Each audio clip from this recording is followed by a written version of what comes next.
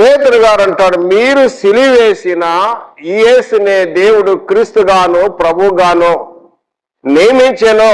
ఓ Israel ప్రజలందరూ తెలుసుకోండి అని చెప్పినప్పుడు 37వ వచనం, మేమేమి చేయవలను? ఆ మాటలు వాళ్ళ హృదయంలో నొచ్చుకొని పొడబడి మాటల ద్వారా వారు హెచ్చరింపబడి అడిగారు, ఇప్పుడు మేమేమి చేయవలేను అని అడిగినప్పుడు 38వ వచనం మనం చదివినాం. అపోస్తల కార్యములు 2వ అధ్యాయము 38వ వచనం మనం చదివినాం. మీరు మారు మనసు పొంది పాప క్షమాపణ నిమిత్తము యేసుక్రీస్తు నామమున బాప్తిసం పొందండి, పరిశుద్ధాత్మని వరం పొందుతారు.